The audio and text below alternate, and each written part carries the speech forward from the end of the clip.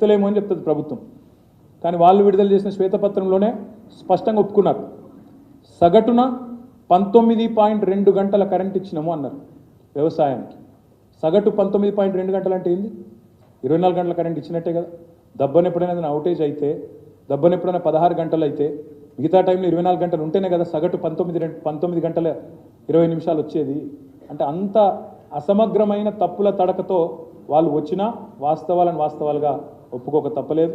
మరి రైతుల కోసం దాదాపు 37,000 కోట్ల రూపాయలు ఉచిత విద్యుత్ కోసం మా ప్రభుత్వం ఖర్చు పెట్టింది. ఇది నిరర్ధకమంటారా? ఇది తప్పంటారా?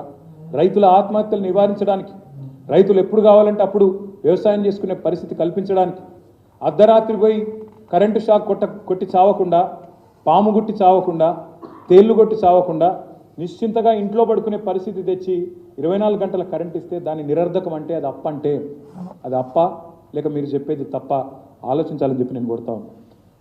58.29 లక్షల మంది రైతులకు 2 దఫాలుగా 30,000 కోట్ల రుణమాఫీ చేసింది మా ప్రభుత్వం. మొదటి దఫా మొదటి టర్మ్లో 16,000 కోట్ల రుణమాఫీ, రెండవసారి 14,000 కోట్ల రుణమాఫీ చేసిన 6,000 కోట్ల రుణమాఫీ, రెండవసారి 14,000 కోట్ల రుణమాఫీ చేసినాం.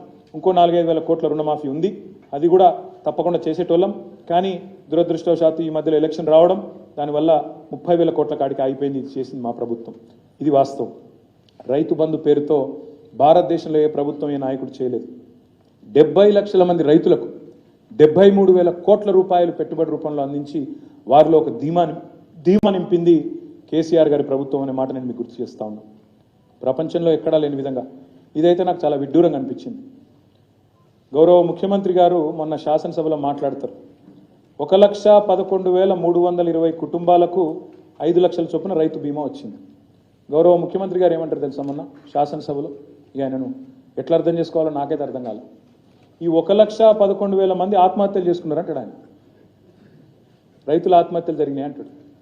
సహజ మరణాలకు కూడా ఏ రకంగా మరణించిన రైతు ఆ కుటుంబం రోడ్డు మీద పడద్దని చెప్పి రాష్ట్రంలోని 40 లక్షల మందికి మేము రైతు బీమా చేస్తే అందులో సహజ మరణాలే దాదాపు 99.9% ఉండి 1,11,000 కుటుంబాలకు ఇన్ని పైసలు వస్తే దీన్ని రాష్ట్ర ముఖ్యమంత్రి ఎట్లా వక్రీకరిస్తాడంటే ఎంత తప్పుల తడక అంటే వాళ్ళ నివేదిక. దీన్ని పట్టుకొని 1,11,000 ఆత్మహత్యలు జరిగినాయని మాట్లాడతాడు. ఇది వాళ్ళ పరిజ్ఞానం, ఇది వాళ్ళ తెలివితేటలు. ఇట్లాంటి ముఖ్యమంత్రిని, ఇట్లాంటి ప్రభుత్వాన్ని నేను ఏమనాలి, ఎట్లా నిందించాలా, మీరు ఎట్లా దీన్ని అర్థం చేసుకోవాలా, రాష్ట్ర ప్రజలు, రాష్ట్రంలోని రైతులు మీరే ఆలోచించాలని చెప్పి నేను కోరుతా ఉన్నాను. ఈ ఒక్క మాటలో చెప్పాలంటే తెలంగాణలో ఏం జరిగింది అంటే 9 ఏళ్లలో మా ప్రభుత్వం మేము కొనుగోలు చేసింది గింత రైతుల నుంచి. సివిల్ సప్లైస్ కార్పొరేషన్ అప్పులు అంటారు కానీ మరి గింత కొనుగోలు చేసినామనే మాట మాత్రం చెప్పరు. 1,34,000 కోట్ల 768 కోట్ల రూపాయలు విలువ చేసే ధాన్యం కొనుగోలు చేసినాం. ఇతర పంట ఇదేమో వరి, ఇతర పంటలు దాదాపు 11,500 కోట్లు. జొన్నలు కానీ మా ఆర్మూరు ప్రాంతంలో, ఇతర ప్రాంతాల్లో మా జీవన్ రెడ్డి గారు ఇక్కడే ఉన్నారు, జొన్నలు, మొక్కలు అవన్నీ కలుపుకుంటే దాదాపు 1,50,000 కోట్ల విలువ చేసే ధాన్యాన్ని రైతుల నుంచి కొన్న రైతు ప్రభుత్వం మా ప్రభుత్వం అనే మాట నేను మీకు విజ్ఞప్తి చేస్తా ఉన్నాను. ఏం జరిగింది తెలంగాణలో కేసీఆర్ వచ్చినాక? ఇప్పుడు నేను చెప్పిన సాగునీరు, నేను చెప్పిన విద్యుత్తు అన్నింటి వల్ల జరిగింది ఏంటంటే ఇది సకాలంలో ఎరువులు ఇచ్చినాం, విత్తనాలు ఇచ్చినాం, రాయితీ కింద 1,000 కోట్లు ఇచ్చినాం. వ్యవసాయ యాంత్రీకరణ కోసం దాదాపు 1,000 కోట్లు, మైక్రో ఇరిగేషన్ కోసం, డ్రిప్ ఇతరత్రా కోసం 2,236 కోట్లు, పంట నష్టపరిహారం భారతదేశంలో ఏ ప్రభుత్వం ఇవ్వలేదు, ఎకరానికి 10,000, ఈ దేశంలోనే రికార్డు ఇచ్చింది కేసీఆర్. దానికోసం 1,794 కోట్లు. సివిల్ సప్లైస్ ఇప్పుడే నేను చెప్పిన పెట్టిన ఖర్చు ఇది. గిడ్డంగులు రాష్ట్రంలో మేము వచ్చే నాటికి 4 లక్షల మెట్రిక్ టన్నుల గోదాములు ఉండే. ఘనత వహించిన కాంగ్రెస్ ప్రభుత్వం 50-60 ఏళ్ళు 11 సార్లు అవకాశం ఇస్తే వాళ్ళు కట్టింది గింత 4 లక్షల మెట్రిక్ టన్నులు కట్టిరు గోదాములు. మేము వచ్చినాక దాన్ని 6 రెట్లు పెంచి 25 లక్షల మెట్రిక్ టన్నులకు తీసుకుపోయిన మాట వాస్తవం. రైతులందరూ కలిసి కూర్చునేటట్టు 2,600 రైతు వేదికలు. ఇది రాయపర్తిలో మా మినిస్టర్ గారు, ఆనాటి మినిస్టర్ గారు దయాకర్ రావు గారు కట్టించిన రైతు వేదిక సొంత ఖర్చులతో ఇట్లాంటివి 2,600 ఒకటి కట్టినాం. దానివల్ల ఏమైందంటే ఇవన్నిటి పర్యవసానంగా ఉచిత కరెంటు, రైతుకి ఇచ్చిన పెట్టుబడి, ఇట్లాంటి అన్ని రకాల ఇంటర్వెన్షన్స్ వల్ల జరిగింది ఏంటంటే ఇది పెరిగిన సాగు.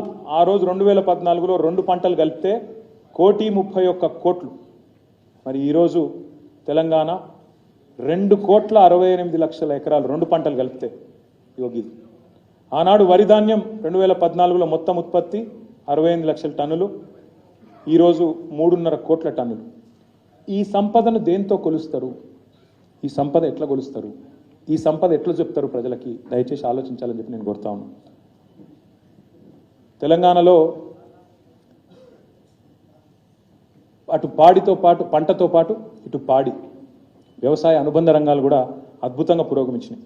మా ముదిరాజ్ సోదరులు, మా గంగపుత్ర సోదరులు ప్రభుత్వం తీసుకున్న ఒక్క చర్య వల్ల మేము ఖర్చు పెట్టింది దాదాపు 433 కోట్లు. 2014లో ఆనాడు 2.68 lakh టన్స్ ఉండేది మొత్తం ఫిషరీస్.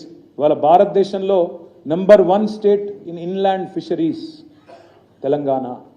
Number 1 state. ఎందుకు? 433 కోట్లు ఖర్చు చేసినాం. దాదాపు 5 కోట్ల చేప పిల్లలు, 500 కోట్ల చేప పిల్లలు పంపిణీ చేస్తే దానివల్ల మేము సృష్టించిన సంపద 30,000 కోట్లు. ఇది ఎందుకు చెప్పలే? మీరు ఇతరులు, మా గంగపుత్ర సోదరులు వాళ్ళు సృష్టించిన రాష్ట్ర సంపద ఇగో ఇది.